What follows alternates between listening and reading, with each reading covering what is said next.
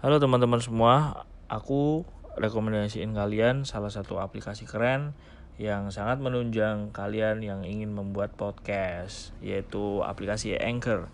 Anchor bisa di-download di App Store dan Google Play Store.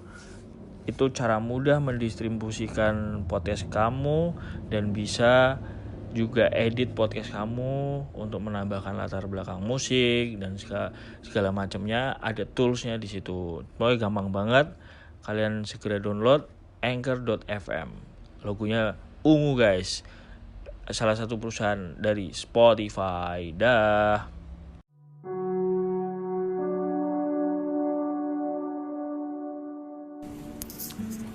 People, selamat pagi, selamat siang, selamat sore, selamat malam buat teman-teman pendengar podcast Favivu lagi. Kali ini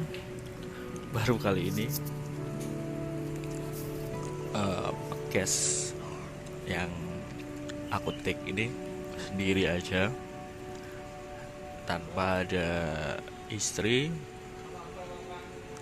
Kali ini karena lagi nunggu kereta aja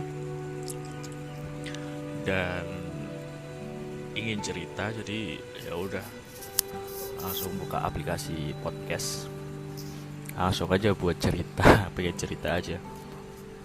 Jadi yang mau aku bahas kali ini adalah cerita tentang suatu hal yang kita jalani itu nggak selalu sama dengan ekspektasi kita gitu. Contohnya adalah kehidupan pernikahan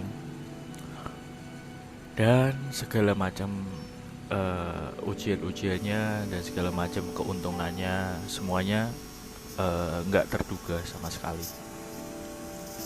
By the way, alhamdulillah aku udah dikaruniai seorang anak perempuan cantik, namanya Kawa Alesya Fahmi, lahir tanggal 6 Februari 2021 di Tegal. Nah, kali ini aku mau menceritakan suatu kejadian yang bisa menjadi pembelajaran buat para pendengar podcast. Mungkin dari sisi suami atau dari sisi keluarga yang menghadapi suatu masalah yang tidak tidak terduga gitu. Jadi tuh di masa kehamilan istriku itu nggak ada masalah sama sekali dengan masa kehamilannya, tapi pada umur 8 bulan, kurang 3 hari lagi atau kurang 4 hari lagi, itu 9 bulan, anak kami ini perlu istilahnya dikeluarkan dari rahim ibunya gitu. Jadi karena ada permasalahan dalam plasentanya, jadi dia harus buru-buru dikeluarin karena takutnya malah semakin parah. Karena fungsi dari plasenta sendiri itu kan membawa dari oksigen dan gizi dari anak kita. Jadi dokternya menyarankan untuk segera dikeluarkan gitu. Akhirnya ambillah kita keputusan untuk sesar. Setelah sesar, semuanya berjalan dengan baik.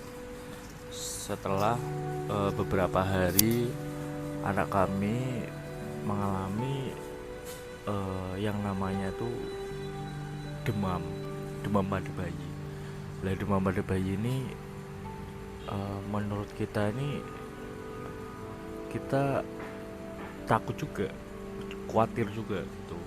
Anak baru umur 3 minggu kalau nggak salah, pada waktu itu 3 minggu. Jadi pada waktu umur 3 minggu, posisi kita itu lagi di rumah orang tuaku. Jadi anak itu demam, naik turun. Habis itu kita bawa ke dokter anak. Akhirnya dokter anak itu menyarankan buat anak kita itu di opnam. atau dirawat inap di rumah sakit, karena sel darah putih setelah cek lab darah, sel darah putih dari anak kita ini terlalu tinggi. Untuk bayi umur segitu tuh terlalu tinggi. Akhirnya ya udah, kita ngikut saran dari dokter. Akhirnya kami rela buat anak kami dirawat inap di rumah sakit. Cukup berat buat kita karena benar-benar kita nggak bisa nengok, bisa nengok, cuman nggak bisa gendong, nggak bisa nyusuin dan segala macam, karena memang dirawatnya itu di ruangan khusus bayi gitu. Awalnya kita berpikiran kemana-mana, ini kenapa anak kita tuh, kenapa. Akhirnya pada hari ketiga setelah pemberian obat, dicek darahnya lagi, sel darah putih dari anak kita ini turunnya nggak terlalu signifikan gitu. Jadi dokter menyarankan untuk rujuk ke Semarang. Nah, di satu titik kita nih kayak aduh, kenapa lagi? Dokter curiga ke arah yang lebih gede permasalahannya, yaitu ke arah leukemia. Cuman kita sebagai orang tua tuh sangat khawatir, dari mana leukemia, bertanya-tanya segala macam. Akhirnya kita ikutin lagi saran dari dokter untuk dirujuk ke Semarang untuk konsultasi ke spesialis anak yang lebih spesialis lagi, subspesialisnya. Akhirnya pada waktu itu udah sampai Semarang, kita akhirnya bertemu sama dokternya melakukan pemeriksaan segala macam. Akhirnya dokternya curiga ini ada virus yang dinamakan cytomegalovirus. Mungkin teman-teman jarang mendengarnya, cuman diruntut dari riwayatnya, dokternya mengatakan bahwa dari riwayatnya coba disuruh cek darah dari ibunya. Nah, dicek darah dari ibunya, ternyata istriku ini darahnya tuh positif, ada virus CMV, atau yang sering kita dengar itu adalah virus toxo rubella, cytomegalovirus dan segala macam, yang dimana itu adalah riwayat dari keguguran dari anak kami yang pertama. Dari situ kita mulai mulai kecewa, mulai bersalah, mulai nggak tahu harus apa gitu, karena efek dari virus CMV pada bayi itu, setelah kita cari tahu itu cukup kasihan ya, cukup ngeri lah gitu untuk anak bayi, dan perkembangannya itu cukup ngeri. Jadi kita berpikirannya udah kemana-mana, udah segala macam. Nah, yang pengen aku bahas dari cerita tadi itu adalah bahwa semua orang itu mungkin udah ada titik masalah sendiri-sendiri gitu loh. Jadi kita sebagai orang itu belajar bahwa nggak semua orang itu tuh hidupnya hihi aja gitu loh. Jadi enak ya cepet dikasih anak, enak ya habis keguguran dikasih anak langsung gitu. Kita bersyukur langsung diberikan keturunan lagi, cuman kadang kita nggak mau terlalu happy dalam hal artian mengartikan bahwa itu sebuah pujian atau sebuah apa gitu loh. Jadi kita aku pribadi itu berpikir bahwa masalah ini sangat-sangat tidak terduga, itu sangat mungkin gitu. Jadi yang pengen aku share ke pendengar sekalian itu sekalian buat pembelajaran bahwa kita itu nggak di posisi orang itu. Jadi jangan cepat buat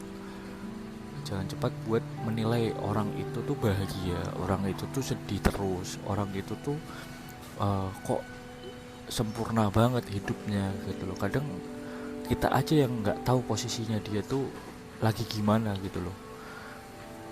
Karena di satu sisi kami yang menjalani pun kadang ada rasa manusiawi yang aduh iri, mengeluh segala macam. Kenapa kok begini, kenapa kok begitu. Jadi apalagi kayak gitu.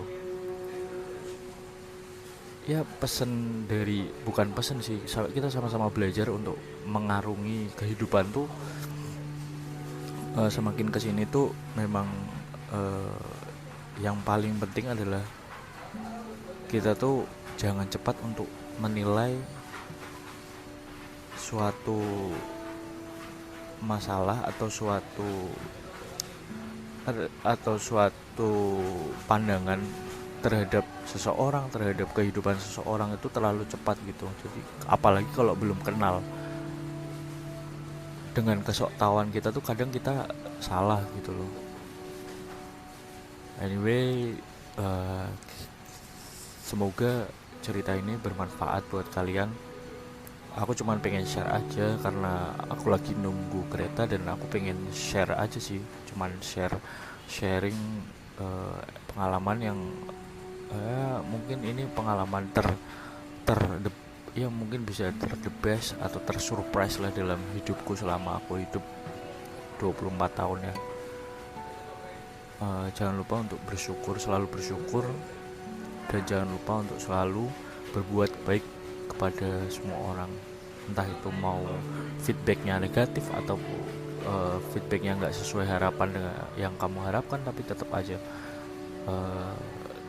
berbuat baik kepada semua orang itu menurutku adalah wajib ya, karena nggak tahu kita akan dibalas di kebaikan yang mana itu juga nggak tahu.